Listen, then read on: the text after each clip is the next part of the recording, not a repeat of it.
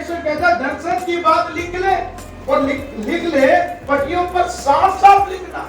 उसमें लिख रहा है कि दर्शन की बात को तू लिख ले और साफ साफ पट्टियों में लिख कर रख करके कह रहा है। परमेश्वर यहाँ पे कह रहा है पट्टियों में साफ साफ लिख के रख कि दौड़ते हुए भी सहज से पढ़ सके। अगर हम कितना भी दौड़े लेकिन वो दर्शन को अगर अपन साफ लिखे रहेंगे, कितना भी व्यस्त रहेंगे, कितने भी तेजी से हम दौड़े, तब भी वो दर्शन हमारे अंदर से हटना नहीं चाहिए। वो दर्शन हमारे अंदर में रहना चाहिए, वो दर्शन हमारे अंदर में पाया जाना चाहिए, उससे हम अलग नहीं होना है। परमेश्वर का कलाम कहता है कि उससे कह रहा है कि तू उसको लिख ले, दौड़ते समय सहज से पढ़ी जाए। आगे हम तीसरे पद में पढ़ते हैं, यहाँ पर पढ़िएगा। क्योंकि इस दर्शन की बात, क्योंकि ये दर्शन की बात नियत समय में पूरी होने वाली है। जो दर्शन परमेश्वर ने हाबक्कुक को दिया है वो नियत समय में पूरी करने वाला परमेश्वर है। आपको और मुझको परमेश्वर ने जो दर्शन दिया है निश्चित समय में वो पूरा करेगा उसको, लेकिन हमें लिखने की जरूरत है, उसे साफ साफ लिखने की जरूरत है, उसकी ओर हमारे केंद्र बिंदु को रखने की जरूरत है। वो दर्शन हमारे अंदर से हटना नहीं चाहिए। जिस दर्शन से आपको और मुझको प्रभु यीशु मसीह में चुना है, प्रभु यीशु मसीह में परमेश्वर ने चुना कि हम उस कार्य को पूरा अंजाम दे सके, वो कहता है वो नियत समय में पूरी होगी। एक समय है, हम लोग सोचते हैं कि अभी हो जाए पूरा, लेकिन ऐसा पॉसिबल नहीं है मेरे प्रियो। एक समय परमेश्वर ने आपके लिए मेरे लिए नियुक्त करके रखा है, जो दर्शन परमेश्वर दिया है उसे पूरा करेगा। आमीन। तो आगे उसमें हम पढ़ते हैं क्या लिखा है, इसलिए वरन इसके पूरे होने का समय वेग से आता है। कह रहा है कि परमेश्वर कह रहा है हबक्कुक से कि ये होने का समय वेग से आ रहा है, जल्दी से आ रहा है तेरे पास। वो दर्शन निश्चय पूरा होगा और इसमें क्या नहीं होगा, धोखा नहीं। वो वेग से होगा। तेरे दर्शन जो तूने लिख के रखा है, साफ साफ लिख के रखा है, उसकी ओर अग्रसर तू हो रहा है तो निश्चय समय में वो पूरा होगा और वेग से पूरा होगा, उसमें कभी धोखा नहीं होगा। चाहे इसमें विलंब भी हो, आगे लिखा है चाहे इसमें विलंब भी हो तो भी उसकी बाट जोते रहना। विलंब भी हो सकता है लेकिन तू बाट जोतना ना छोड़ना। जो परमेश्वर ने जो दर्शन आपको दिया है, जो बोझ आपको दिया है, उसके प्रति आप बाट जोतना है और बाट जोतते रहना, वो निश्चय पूरा होगा। आगे हम देख रहे हैं उसमें देर ना होगी। परमेश्वर कहता है जिसने आकाश और पृथ्वी को बनाया, परमेश्वर कहता है उसमें कभी देर नहीं होगी मेरे प्रियो। जो दर्शन और बोझ परमेश्वर ने आपको और मुझको दिया है वो निश्चय पूरा होगा, लेकिन आपका फोकस उस दर्शन के ऊपर न होना चाहिए। जो दर्शन और जो कार्य परमेश्वर ने आपको दिया है उसके ऊपर आपका फोकस होना चाहिए, आपका मन भंग नहीं होना चाहिए। इसलिए प्रभु परमेश्वर ने कहा कि उसे साफ साफ लिख के रख दे, और लिख के रख, साफ शब्दों में लिख के रख, और तेरे मन से कभी ना उतरने पाए, तेरे चित्त से कभी ना उतरने पाए, उसी को तू स्मरण करते रहना, उस दर्शन की ओर फोकस करते रहना, उसके ओर तू बढ़ते जाना। निश्चय वो वेग से पूरा होगा, कभी धोखा नहीं होगा और कभी विलंब नहीं होगा। उसी की बाट जोते रहना, वो निश्चय परमेश्वर पूरा करने वाला परमेश्वर है। आपको मुझको पर प्रभु यीशु मसीह में इसलिए चुना है कि हम पिता परमेश्वर की जो इच्छा यीशु मसीह ने पूरा नहीं किया है। हम सोचते कि पूरा हो गया, लेकिन अभी पूरा नहीं हुआ है। अगर पूरा होता तो यीशु मसीह अपने चेलों से नहीं कहता, उन्हें कमीशन नहीं देता कि जाओ और पृथ्वी के सारे लोगों को सुसमाचार सुनाओ, उनको चेला बनाओ करके नहीं कहता। पूरा नहीं हुआ मेरे प्रियो। उन्हें शुरुआत करके चालू किया है पिता परमेश्वर के जो दर्शन उनको दिया गया है। वो चाहता है कि आप और मैं उस दर्शन में सहभागी हो जाएं, उस दर्शन में हम आगे बढ़ जाएं, उस मिशन के कार्य को हम पूरा करें। हो सकता है हमारा जो मिशन का काम है शॉर्ट टर्म हो सकता है या लॉन्ग टर्म, या थोड़े समय के लिए कर सकते हैं या पूरे समय के लिए कर सकते हैं, या बच्चों के बीच में कर सकते हैं, या किशोर टीम लोगों के बीच में कर सकते हैं, या जवानों के बीच में कर सकते हैं, या मेडिकली हम दूसरों के लिए परमेश्वर के लिए मददगार हो सकते हैं, या दूसरों को बोधन कर सकते हैं, या कलीसिया कलीसियाओं का हम निर्माण कर सकते हैं, या कंस्ट्रक्शन का काम कर सकते हैं, या दूसरों को प्रभु के बारे में बता सकते हैं। ये सब मिशन के ओरिएंटेड काम है मेरे प्रिय। विभिन्न कार्य हैं, सब मिलकर ही परमेश्वर का मिशन का कार्य पूरा होता है। और यहां हम देखते हैं यूहन्ना रचित सुसमाचार 4 अध्याय के 34वें पद में प्रभु यीशु मसीह भी यही बात को उल्लेख करता है। क्या कहता है, यहां देखते हैं यूहन्ना रचित सुसमाचार 4 अध्याय का 34वां पद में उसने कहा, यीशु ने उनसे कहा, मेरा भोजन यह है कि अपने भेजने वालों की इच्छा के अनुसार चलूं और उसका काम पूरा करूं। प्रभु ने आपको और मुझको इसलिए चुना है कि हम क्या करें, उसके इच्छा के अनुसार चलें। यीशु मसीह हमारा मार्गदर्शक है, वो हमारा रोल मॉडल है, वो हमारे आगे चल चुका है और वो कहता है कि पिता परमेश्वर की इच्छा के अनुसार चलो। अगर हमें दर्शन पूरा करना है, वो दर्शन का बोझ हमारे अंदर में है, अगर उसको फोकस करके हमें चल रहे हैं तो हमारी इच्छा नहीं पूरी होनी चाहिए, लेकिन पिता परमेश्वर की इच्छा, जिस मकसद से पिता परमेश्वर ने आपको और मुझको चुनकर इस कलीसिया में रखा है, इस भोपाल क्षेत्र में रखा है, इस भारत देश में रखा है, जिस मकसद से पिता परमेश्वर ने यीशु मसीह के द्वारा चुनकर आपको और मुझको रखा है, उसकी इच्छा हमारे अंदर में पूरी होनी चाहिए। उसकी इच्छा के अनुसार हम चलना चाहिए, हमारी इच्छा नहीं, लेकिन उसकी इच्छा हमारे जीवन में पूरी होनी चाहिए। तभी हम उसके मिशन के काम, उसके एवेंजलिज्म के काम, उसके दर्शन के कार्य को हम पूरा कर सकते। हमारी इच्छा नहीं, हमें कहना है कि प्रभु हमारी इच्छा नहीं, हमारा मकसद नहीं, लेकिन तेरा मकसद, तेरी इच्छा के अनुसार मेरे जीवन जीना। प्रत्येक दिन हम सुबह उठकर कहना है कि प्रभु तेरी इच्छा समझने की हमें बुद्धि दे, हमें समझ दे, ताकि हम तेरी इच्छा को हम जान सकें। हम सुसमाचार सुनाते हैं, लोगों को बताते हैं, अपने जीवन के द्वारा, गवाहियों के द्वारा बहुत से कार्यों को हम प्रमाण देते हैं। हो सकता है बहुत अधिक तरीके से नहीं, लेकिन कुछ हद तक हम लोग अपने जीवन के द्वारा दूसरों को प्रभु की ओर आकर्षित करने के लिए प्रयास करते हैं, प्रभु के बारे में बताते हैं। ऐसा कोई भी मसीह नहीं है जो प्रभु के बारे में नहीं बताता होगा। अगर नहीं बता रहा है, आप सोचते होंगे नहीं बता रहा है, लेकिन उसके जीवन के चल चलन के द्वारा वो बता रहा होगा, उसकी गवाही के द्वारा बता रहा होगा, कुछ ना कुछ कार्य के द्वारा यीशु मसीह के बारे में वो बता रहा होगा, क्योंकि वो मसीह यीशु में चुना हुआ व्यक्ति है। वो अनजाने में ही यीशु मसीह के दर्शन को, बोझ को पूरा करने का प्रयास कर रहा होगा, लेकिन वो समझता नहीं होगा। मेरे प्रिय, यहाँ पे हम देखते हैं कि उसके इच्छा के अनुसार चलना बहुत जरूरी है। और आगे हम देखते हैं उसके काम को पूरा करो। यीशु मसीह कहता है उसके कामों को। जब हम देखते हैं पौलुस को परमेश्वर ने चुना और वो मिशन के कार्य पे निकला, तो वहां पर हम देखते हैं 16वां अध्याय, अगर निकाले प्रेरितों के काम 16वां अध्याय अगर हम निकाल लेते हैं, वहां पर हमें उल्लेख मिलता है। मेरे प्रियो, कुछ बातों को मैं आपको बताना चाहता हूँ। प्रेरितों के काम 16वां अध्याय में हम देखते हैं कि वहां पर अगर हम देखते हैं 6 पद से अगर हम पढ़ेंगे, 6 से हम 10 तक पढ़ लेंगे। कोई एक जन पढ़िए प्रेरितों के काम 16वां अध्याय 6 से लेकर 10 तक। और वे फ्रूगिया और गलतिया देशों में से होकर गए। वह पौलुस से वहां पर कहा निकल रहा है कि फ्रूगिया और गलातियों प्रदेश में से होकर गया, और पवित्र आत्मा ने उन्हें एशिया में वचन सुनाने से मना किया। देखिए यहाँ पर ध्यान देने की बात है, फोकस कर रहा हूं मैं आपको। यहाँ पर एक बात उल्लेख किया जा रहा है, ये सुसमाचार सुनाने के लिए गए हैं। ये कहाँ गए हैं?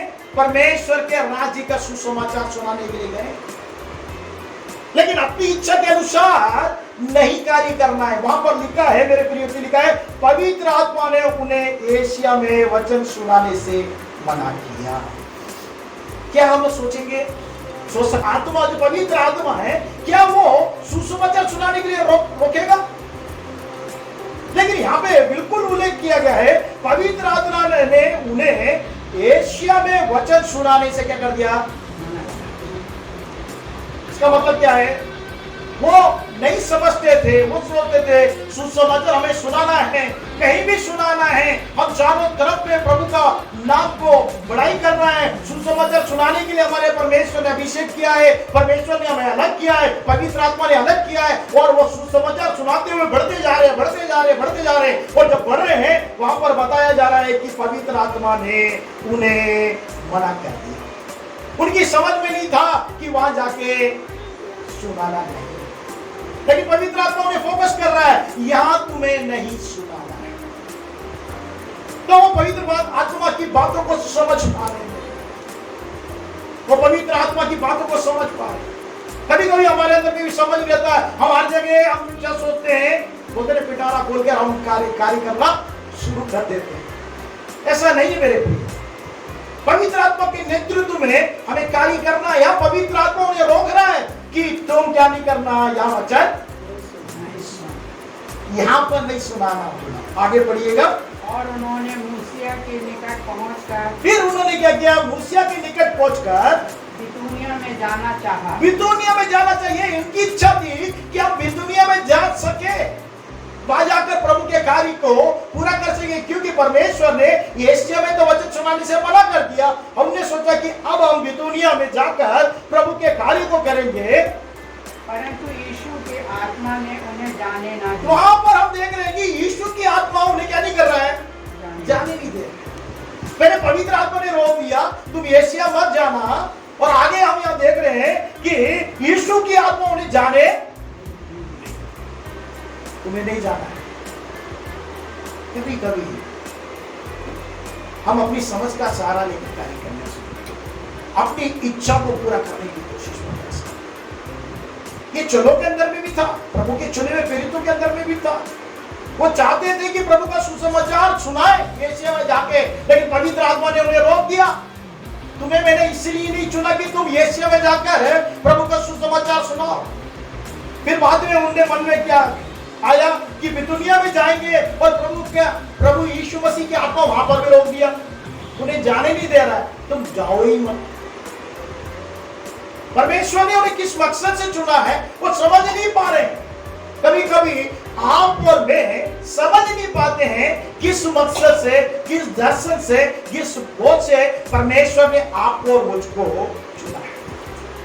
हम अपोस्टल पौल के बारे में पढ़ते हैं, इस तरह कई पत्रियां लिखी है, वो उस बातों को उल्लेख कर रहा है। हमारे अंदर में समझ नहीं थी, पवित्र आत्मा ने पहले तो हमें जाने नहीं दिया, उसने मना किया, और यीशु की आत्मा जाने नहीं। आगे पढ़ेंगे हम। तो मूसिया से होकर वे त्रोआस में आए, और पौलुस ने रात को एक दर्शन देखा कि एक मकीदुनी पुरुष खड़ा हुआ है, उससे विनती करके कहता है कि पार उतर कर मकीदुनिया में आ और हमारी सहायता कर। अब पौलुस को समझ में नहीं आ रहा कि क्या करना है। कल पवित्र आत्मा ने मना कर दिया जाने से, और आगे बढ़ना चाहा तो यीशु की आत्मा ने रोक दिया, लेकिन उसको दर्शन मिल गया उस रात में। और उसको दर्शन ऐसा मिल रहा है, वो कह रहा है कि मकीदुनिया का पुरुष खड़ा होकर विनती कर रहा है कि पार उतर कर आजा, मकीदुनिया में आकर हमारी सहायता। अब परमेश्वर वो दर्शन को उसको दे रहा है, वो समझ में नहीं आ रहा, कंफ्यूज है। उसका टारगेट है कि मिशन का कार्य करना है, इवेंजलिज्म का कार्य करना है, बड़े स्तर पर करना है। परमेश्वर ने मुझे इसलिए चुना है। मैं तो मसीहों को सताता था, उनको ताड़ित करता था, उन्हें मारता था, उन्हें कूटता था, लेकिन मुझे प्रभु यीशु मसीह ने दर्शन देकर मुझे चुना कि मैं प्रभु का सुसमाचार को सुनाऊं। लेकिन यहाँ पर जब बड़ा कंफ्यूजन पैदा हो रहा है, पवित्र आत्मा मना कर रहा है और यीशु मसीह रोक रहा है, लेकिन उसको रात में एक दर्शन उसको मिल गया कि मकीदुनिया का एक पुरुष आके खड़ा होकर विनती कर रहा है कि मकीदुनिया में आकर हमारी सहायता कर। आगे देखिए अब क्या लिखा है उसमें। उसके उस दर्शन देखते ही हमने तुरंत मकीदुनिया जाना चाहा। देखिए उसके ये दर्शन देखते ही हम तुरंत मकीदुनिया जाना चाहा, ये समझकर कि परमेश्वर ने हमें उन्हें सुसमाचार सुनाने के लिए बुलाया है। ये समझकर कि परमेश्वर ने हमें उन्हें सुसमाचार सुनाने के लिए बुलाया है। हमें इसलिए कार्य के लिए हमें स्पष्टता से मालूम होना चाहिए कि क्या करना है, क्या नहीं करना। मैं तो यहाँ पे कहता हूँ ट्रैक्स देने के लिए भी हमें समझ होनी चाहिए किसको देना नहीं देना। मेरे प्रिय प्रभु कहता है हम ट्रैक्स जिसको दे, प्रभु की आत्मा कहती है तो दे। प्रभु की आत्मा कहती है तो उनको प्रभु के बारे में पता है। हो सकता है परमेश्वर ने किसी और समय में किसी और व्यक्ति के द्वारा उनके लिए परमेश्वर नियुक्त करके रखा हुआ है, लेकिन हम अपनी समझ का सहारा लेकर जब कार्य करने लगते हैं कभी गलती नहीं हो जाती। हम लोग भोपाल में बीबीएस का प्रोग्राम करते थे 7 साल पहले। एक क्षेत्र में हम लोग ने 5 साल प्रोग्राम किया। हम लोग सोचते थे कि 5 साल प्रोग्राम कर दिया बहुत है। मेरी समझ में यही था कि एक फील्ड में 5 साल अपन ने प्रोग्राम कर दिया बहुत है, और मैं दूसरे क्षेत्र में प्रोग्राम करने लगा। और प्रोग्राम खत्म करने के बाद प्रभु जैसे ही एक पुरुष को दर्शन में, एक मगुदिरिया को पुरुष आके खड़ा हुआ, वैसे ही एक बहन मेरे सपने में आई, दर्शन में आई और बोल रही है, जैसे इससे बोला गया वैसे ही बोल रही कि आप हमारे इधर क्यों नहीं आ रहे, आप लोग वहां जाओ, यहाँ पर सुसमाचार कीजिए। मैं तुरंत सुबह उठकर उसको मनन कर रहा था, ध्यान कर रहा था कि ये ऐसा क्यों मेरे को दर्शन आया। तो प्रभु की आत्मा ने बोला तुम्हें इस बार इस काम पे सेवा करना है। प्रभु स्पष्ट से पवित्र आत्मा मुझे प्रेरित किया, मेरी समझ से मेरी इच्छा थी कि मैं अपना 5 साल प्रोग्राम कर चुका हूं, वो बहुत है, उससे आगे करने की जरूरत। ये मेरी समझ है मेरे प्रियो, ये हमारी सोच है, क्योंकि हम लोग एक टारगेट बना के रखते हैं कि 5 साल में एक क्षेत्र में प्रोग्राम कर लिया काफी है, जहां जितना हमने प्रभु का सुसमाचार सुना दिया, अब दूसरा क्षेत्र हम देखेंगे। लेकिन प्रभु की आत्मा प्रेरित करती है कि फिर से तुम चलो। पर हम लोग गए तो सेवाएं की, उसके बाद बहुत सी विपत्तियां भी हमारे ऊपर आई, लेकिन जब परमेश्वर बताता है उस सारे संकटों से भी हमें बचाया, विकास किया। लेकिन हम अपनी इच्छा के अनुसार कार्य नहीं करना, यही परमेश्वर चाहता है कि आप अपनी इच्छा के अनुसार नहीं कार्य करें। कोई भी कार्य करें उसको अपनी इच्छा के अनुसार ना करें। प्रभु परमेश्वर की इच्छा को समझे, वो आपको गाइड करेगा, आपको बताएगा, आपकी अगुवाई करेगा, पवित्र आत्मा को प्रेरणा देगा, यीशु की आत्मा आपकी अगुवाई करेगा। यहाँ पर इन लोगों को अगुवाई करना है, क्योंकि कार्य परमेश्वर का है, आपका और मेरा कार्य नहीं। ये कार्य प्रभु परमेश्वर, वो कार्य करने के लिए उसकी आत्मा की प्रेरणा चाहिए, उसकी बुद्धि चाहिए, उसकी सामर्थ्य चाहिए, उसकी शक्ति चाहिए, उसी से हम कार्य कर सकते हैं। ना तो बल से ना शक्ति से हम कुछ नहीं कर सकते। लेकिन प्रभु कहता है परमेश्वर की आत्मा से सब कुछ। निर्बल के सामने कोई बड़ा पहाड़ खड़ा नहीं रह सकता है। हम लोग कभी कभी अपने बल से, अपनी बुद्धि से, अपनी समझ से सोचते हैं कि हम कार्य कर लेंगे, ये कर लेंगे, वो कर लेंगे, फलाना कर लेंगे, परमेश्वर के बहुत बड़ा राज्य को स्थापित कर लेंगे। लेकिन हमने क्या किया वो इंपॉर्टेंट नहीं है, क्या हमने परमेश्वर की इच्छा से किया है। जब प्रभु की उपस्थिति में खड़े होंगे तो प्रभु बोलेगा क्या तुमने मेरी इच्छा को पूरा किया। यही सवाल आपसे और मुझसे पूछे। मैंने तो नहीं कहा ये सब काम करने के लिए, ये कार्य करने के लिए मैंने नहीं कहा, क्योंकि हम लोग हमेशा अपनी बुद्धि, अपनी समझ का ज्यादा सहारा रखते, ना कि परमेश्वर की इच्छा को जानने में समय व्यर्थ करते हैं। यहाँ अपोस्तल लोगों के जीवन में भी हम देखते हैं, उन्होंने भी सोचा कि सुसमाचार तो सुनाना है, मिशन का काम तो करना है, एवेंजलिज्म का काम तो करना है, अब प्रभु के कार्य को कर रहे हैं, वो करने के लिए शुरू हो गए। लेकिन पवित्र आत्मा ने उन्हें जाने से मना कर दिया। मेरे प्रिय, तोमा को परमेश्वर एशिया में लेके आए। परमेश्वर ने तोमा को चुना कि एशिया में आए। लेकिन यहाँ पर हम देख रहे हैं कि पौलुस जाने की प्रयास कर रहा, लेकिन परमेश्वर की आत्मा ने उसे रोक दिया। तो किस व्यक्ति के द्वारा क्या कार्य को परमेश्वर करना है, उसने चुना हुआ रखा है, उसका बोझ को हम समझ के कार्य करेंगे, निश्चय उसमें हम आशीष को प्राप्त करेंगे, उस कार्य को हम पूरा करेंगे। अपनी समझ से हम करेंगे तो हमको फेलियर ही मिलेगा। लेकिन परमेश्वर के इच्छा के अनुसार अगर हम कार्य करते हुए चलेंगे तो निश्चय उसमें उन्नति मिलेगा, उसमें आशीष मिलेगा और उस कार्य को हम पूरा कर पाएंगे मेरे प्रियो। और हम देखते हैं उसके लिए अगर हमें क्या करना पड़ेगा, हबक्कुक की फिर से निकाल लेंगे किताब, हबक्कुक की किताब 2 अध्याय का पहला पद को एक जन पढ़ दीजिए। मैं अपने पहरे पर खड़ा रहूंगा, मैं अपने पहरे पे खड़ा रहूंगा और गुम्बद पर चढ़कर ठहरा रहूंगा। गुम्बद में चढ़कर ठहरा रहूंगा। वो क्या कह रहा है, पहरे में मैं खड़ा रहूंगा और गुम्बद पर चढ़कर खड़ा रहूंगा। इसका मतलब क्या है?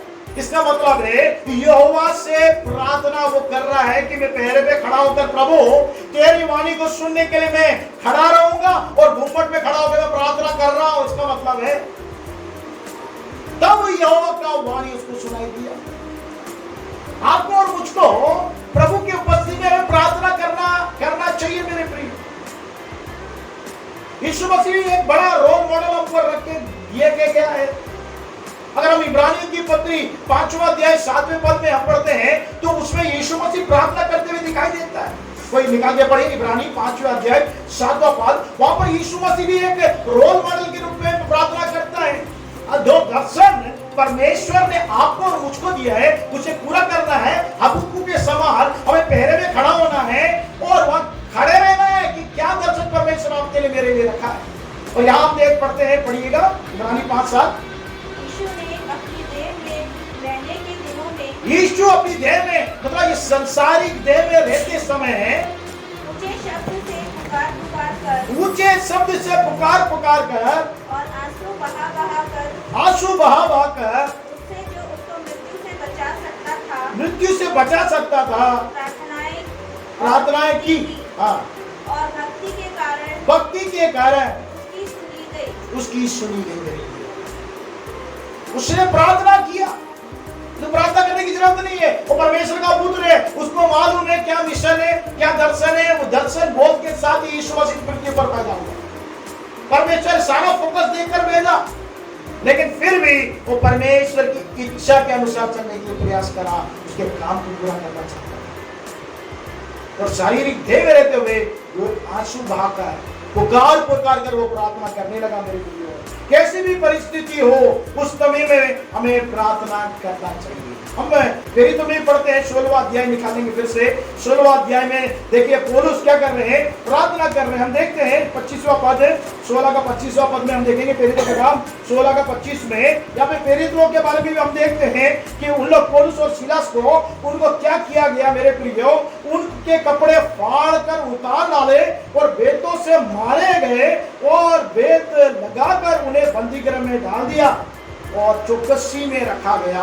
और 25वां पद कहता है, क्या पढ़िए, पढ़िए। आधी रात के लगभग पौलुस और सिलास प्रार्थना करते हुए परमेश्वर के भजन गा रहे थे। परमेश्वर के भजन गा रहे थे और कैदी उनकी सुन रहे थे। कैदी उनके सुन रहे थे। अगर आपको और मुझको पीटा जाए, प्रभु ना करे कोई पीटे, लेकिन प्रभु के सुसमाचार सुनाते हुए, प्रभु का संदेश सुनाते हुए अगर हम पीटे गए, मारे गए, जैसे पौलुस और सिलास मारे गए, लेकिन क्या हम तो परमेश्वर की प्रार्थना कर पाएंगे, परमेश्वर का भजन गा पाएंगे? विपरीत स्थिति है वहां पर। उनका शरीर को पीड़ित किया गया, उन्हें मारा गया, लेकिन तब भी उन लोग क्या करने लगे।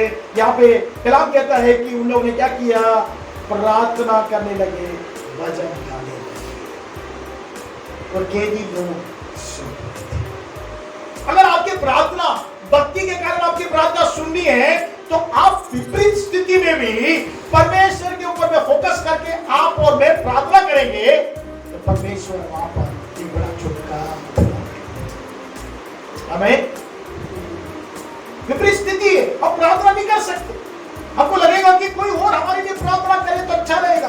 कभी कभी हम लोग सेवा में भी विपरीत स्थिति में रहते तो हम लोग को ऐसा लगता है कि कोई तो हो कि हमारे लिए प्रार्थना करे, जो हमें सपोर्ट करे।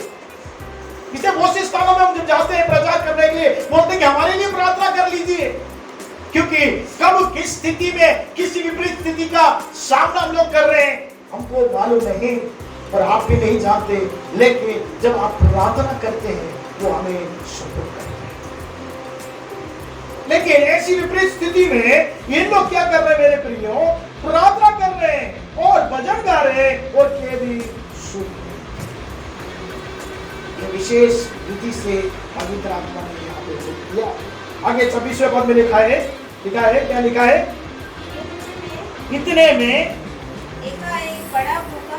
एकाएक बड़ा भूकंप आया, यहाँ तक कि बंदीगृह की नींव हिल गई और तुरंत सब द्वार खुल गए और सबके बंधन खुल गए। मेरे प्रियो, जब हम प्रार्थना करते हैं तो परमेश्वर एक बड़ा कार्य तो हम करता है। विपरीत स्थिति में जब हम प्रार्थना करते हैं, जिस बंधन से हम बंधे हुए हैं, हो सकता है शारीरिक के बंधन है या आर्थिक बंधन है या कैसी भी परिस्थिति में बंधे क्यों ना गए हो, जब हम परमेश्वर की स्तुति करके प्रार्थना करना शुरू करते हैं, हमारे बंधन अकेले नहीं, हमारे सुनने वाले सब लोग के क्या होते हैं, सारे बंधन। इसलिए कलीसिया में आराधना का एक समय रखा गया, स्तुति का एक समय रखा गया, प्रार्थना का एक समय रखा गया, जिसके द्वारा लोगों के बंधन। हम बहुत सी परिस्थिति से आते मेरे प्रियो, हो सकता है शारीरिक बंधन हो सकता है आर्थिक बंधन हो सकता है कोई और बंधन से हम बंधे हुए हैं, कि ऐसा भी बंधन हो, चाहे वो शैतानिक बंधन हो, सारे बंधन है वो जब टूटेगा जब हम स्तुति और प्रार्थना करना शुरू करें। जब स्तुति प्रार्थना करते हैं, भक्त ने कहा स्तुति प्रार्थना ऊपर जाती है, आशीष लेकर नीचे आती है, सारे बंधन को तोड़कर हमें आशीषित कर देती है। हमें स्तुति और प्रार्थना इसलिए करना है। यहां पर वो स्तुति प्रार्थना करने लगे, लोगों के बंधन खुल गए, और आगे हम पढ़ेंगे तो वहां लिखा गया दर्गों का परिवार प्रभु यीशु मसीह को स्वीकार। सोचते हैं किस तकलीफ में पौलुस सीलास को जाने की क्या जरूरत है, लेकिन इसलिए कि एक दर्गों का परिवार बच गया, लोगों के अंदर के बंधन खोल गए। तो बंधन खोलने के लिए आपको प्रभु परमेश्वर ने मुझे और आपको एक दर्शन और एक बोझ के साथ परमेश्वर ने इस पृथ्वी पे रखा है, ताकि बंधन खुल जाए, लोगों के बंधन खुल जाए। हमारी प्रार्थना में इतनी सामर्थ्य मेरे प्रियो, हमको नहीं लगता कि हमारी प्रार्थना क्या है। पतरस जब बंदी गृह में था, लोग मिलकर प्रार्थना कर रहे थे, लेकिन क्या हुआ, और जब प्रभु परमेश्वर ने अपने दूत को भेजा और पतरस को छुड़ा भी दिया, और वहां के लोग, वहां पर बताया जाता है कि वहां के लोग आके क्या बोल रहे हैं, वो पतरस में कोई दूत होगा या कोई स्वर्गदूत होगा, तो पागल जैसे बोल रही है। रोदा नाम की लड़की आके जब पूछती है कि अरे वो पतरस है, वो प्रार्थना कर रहे हैं, लेकिन उनके प्रार्थना पर उनको विश्वास नहीं है, क्योंकि चार पहरे पे पतरस को रखा गया, वो सारे बंधनों को खोलकर परमेश्वर उसको लेके आया, लेकिन इनको विश्वास नहीं कि हमारी प्रार्थना के द्वारा हमें बड़ा काम। जब हम प्रार्थना करते हैं, भक्ति करते हैं, निश्चय उसके द्वारा लोगों के भजन देखता है 107 और 20 पद कहता है कि मैं वचन बेचकर मैं क्या करता हूं, जब हम प्रार्थना करने लगते हैं, जो बीमार है वो रोग में है वो छुटकारा, आप वो परमेश्वर जो प्रार्थना का भाव दिया, जो भक्ति का भाव दिया गया, और भक्ति और प्रार्थना के द्वारा यीशु मसीह की मात्र नहीं, आपकी प्रार्थना और भक्ति के कारण आपका प्रार्थना भी सुना जाएगा। और वो भक्ति और प्रार्थना के कारण पौलुस और सीलास मात्र नहीं, वहां पे जितने लोग थे सब छुटकारे को प्राप्त किए, बंधने खुल गए, वो दरगों का जीवन जो अंधकार में था वो पूरी तरीके से प्रभु के पास वो लोग आ गए। अगर आप और मैं समझ के साथ परमेश्वर का अनुग्रह करते अनुयायी होते हुए कार्य करेंगे, निश्चय ही हम उस कार्य को पूरा करेंगे। उसके लिए हमें चाहिए पवित्र आत्मा का सामर्थ। जब तक पवित्र आत्मा का सामर्थ नहीं मिलेगा, उस कार्य को हम पूरा नहीं कर सकते। मेरी दुआ काम 1:8 में बताया गया, मैं जल्दी समाप्त कर दूंगा। मेरी दुआ काम 1:8 में लिखा गया है, वहां पर देखिए, मेरी दुआ काम 1:8 में प्रभु यीशु मसीह कहता है, परंतु जब पवित्र आत्मा तुम पर आएगा तब तुम सामर्थ पाओगे, और यरूशलेम, सारे यहूदिया, समारिया में पृथ्वी के छोर तक मेरे गवाह ठहरो। आपको और मुझको गवाह ठहरना है तो पवित्र आत्मा का सामर्थ्य की जरूरत है मेरे प्रिय। जब तक पवित्र आत्मा का सामर्थ्य नहीं रहेगा, तब तक हम गवाह नहीं ठहर सकते। और आजकल जो स्थिति विपरीत है, उसके लिए आपको पवित्र आत्मा का प्रेरणा जरूरी है, पवित्र आत्मा की अगुवाई जरूरी है, अगुवाई के साथ कार्य करने की जरूरत है, तब ही हम परमेश्वर के दर्शन को पूरा कर पाएंगे। फिर काम 10:38 में यीशु मसीह भी पवित्र आत्मा से परिपूर्ण होकर सामर्थ्य प्राप्त करके वो जो दुष्ट आत्मा से पीड़ित थे उनको छुटकारा दिया, और भलाई करते हुए फिर करके प्रभु का आत्मा ने मालिक किया है।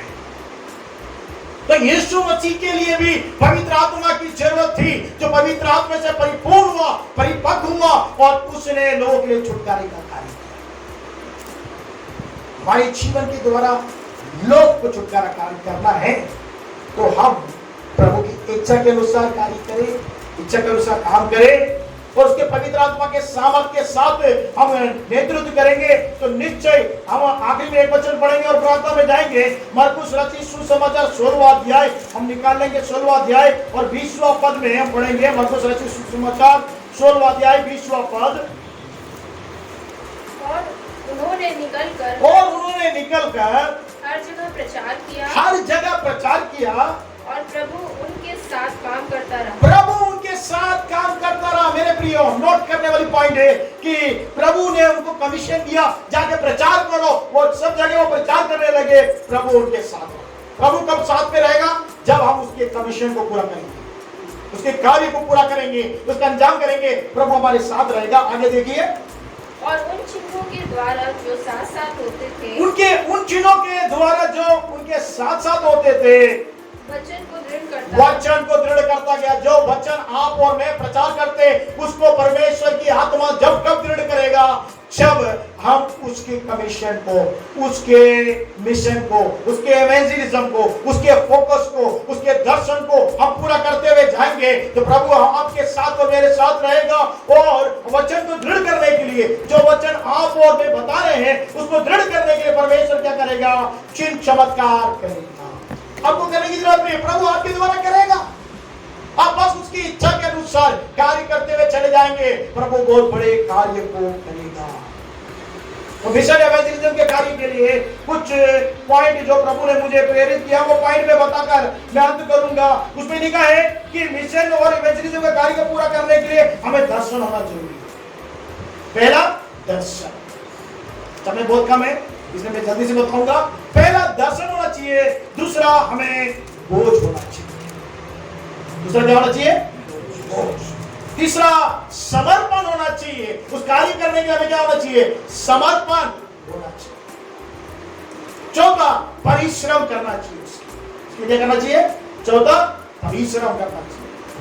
और पांचवा एक त्याग का भावना हमारे अंदर में आना चाहिए, त्याग होना चाहिए कार्य करने के लिए। छठवां उत्साह के साथ कार्य करना चाहिए और समझ के साथ कार्य करना चाहिए, सामर्थ के साथ कार्य करना चाहिए। एक जुनून और एक जलन हमारे लिए परमेश्वर के प्रति होना चाहिए। एक जुनून होना चाहिए, एक जलन होना चाहिए, तभी परमेश्वर का कार्य होगा। नहीं तो नहीं कर पाएंगे। समझ बहुत जरूरी है, सामर्थ बहुत जरूरी है, त्याग बहुत जरूरी है, समर्पण बहुत जरूरी है, उत्साह बहुत जरूरी है, बोझ बहुत जरूरी है, परिश्रम बहुत जरूरी है, जलन और जुनून भी बहुत जरूरी है। ये नहीं होगा तो हम परमेश्वर के कार्य को नहीं कर पाएंगे। ऐसा आपको परमेश्वर मुझको प्रदान करे। आइए हम अपने आप को बंद करें, प्रार्थना में जाए, प्रभु से कहें, प्रभु जिस अनुग्रह से, जिस दया से आपने मुझे चुना है कि हम पिता परमेश्वर तेरी इच्छा, तेरी दर्शन को, तेरे बोझ इस संसार में हम पूरा कर सकें। अपने जीवन को हम समर्पित करें। एक आग हर दिल में हमको जलाना है, भटके हुए दिलों को प्रभु से मिलाना है। समझ रहे? एक आग हर दिल में हमको जलाना है, भटके हुए दिलों को प्रभु से मिलाना है।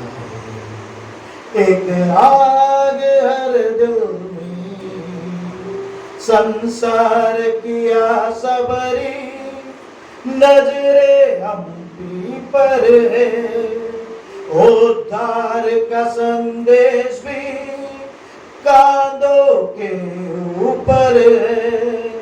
संसार किया सबरी, नजरे हम ही पर है, उद्धार का संदेश भी कांधों के ऊपर है। एक दीप से लाखों दिए हमको जलाना है, भटके हुए दिलों को प्रभु से मिलाना है। एक आग हर दिल में हमको जलाना है, भटके हुए दिलों को प्रभु से मिलाना है। एक आग हर दिल में हमको जलाना है, भटके हुए दिलों को प्रभु से मिलाना है। एक आग हर दिल में, इतने सरले रास्ते कल ना खुले होंगे, प्रसार के अवसर में हासिल नहीं होंगे। इतने सरले रास्ते कल ना खुले होंगे, प्रसार के अवसर में हासिल नहीं होंगे। तैयार रहना, कल हमें खुद को मिटाना है, भटके हुए दिलों को प्रभु से मिलाना है। एक आग हर दिल में हमको जलाना है, भटके हुए दिलों को प्रभु से मिलाना है। जो खड़े हो सकते हैं खड़े हो जाए, मैं आपके लिए प्रार्थना करना चाहता हूँ। आप प्रभु जी, एक आग हर दिल में हमें जलाना है, भटके हो प्रभु तेरी ओर में मोड़ना। जो मकसद प्रभु आपने हमारे कांधों पर दिया है उसे हमें पूरा करना। उसके लिए हमें सामर्थ की जरूरत है, शक्ति की जरूरत है, तेरी प्रेरणा की जरूरत है। ओ मेरे प्रभु, तेरी इच्छा को जानकर कार्य करने की जरूरत। बहुत बड़ा मिशन का कार्य अभी तक अधूरा है मेरे प्रभु। हमारे देश में 6000 ऐसे ग्रुप हैं जो अब तक प्रभु यीशु मसीह को नहीं पहचान पाए। इस देश में हम लोग निवास करते हुए हमारे जीवन के द्वारा, हमारी प्रार्थना के द्वारा और परमेश्वर हमारे सहयोग के द्वारा, हमारे जाने के द्वारा ऐसे 6000 जो ग्रुप हमारे देश में पाया जाता है जिन्होंने एक बार भी प्रभु यीशु मसीह का नाम को नहीं सुना है, वे जान पाए। जो हमारे जीवन में जो मकसद से प्रभु यीशु मसीह में आपने हमें चुना है, उस मकसद को हम जान सके और मकसद को हम पूरा कर सके। वो आग कभी हमारे जीवन में बुझना ना पाए मेरे प्रभु। वो आग हमारे अंदर में जलता रहे, एक जलन और एक जुनून हमारे अंदर में होना चाहिए, एक उत्साह हमारे अंदर में होना चाहिए, परिश्रम उसके लिए हम करना चाहिए, त्याग हम करना चाहिए, उत्साह के साथ हम कार्य करना चाहिए, समर्पण के साथ कार्य करना चाहिए। जो बोझ और दर्शन आपने हमें दिया है उसे पूरा करने वाले बन सकते। ऐसा अनुग्रह, ऐसी दया हम सब पर प्रभु प्रकट करना, ताकि तेरे मकसद को जैसे पौलुस लोगों ने और तेरे प्रेरित लोगों ने, तेरे चेले लोगों ने अंजाम दिया, वैसे अंजाम हम दे सके और तेरी नाम की बढ़ाई कर सके, तेरी इच्छा को स्मृति में पूरी कर सके, तेरे राज्य को बढ़ोतरी के खाली कर सके। हम अपनी कलीसिया के साथ तेरी सेवा का अंजाम देकर एक निर्दोष निष्कलंक बिना जुर्री के एक दुल्हन कलीसिया के रूप में खड़े हो सके और बहुतों को बचा सके। ऐसा अनुग्रह, ऐसी दया हम सब पर प्रकट, तेरा अनुग्रह का हाथ हम सब पर, दयावान परमेश्वर तेरी दया के हाथों में हम सब को समर्पित करते हैं। इस प्रार्थना को मुक्तिदाता यीशु के नाम से मांगते हैं, सुनो और करने पिता। आमीन।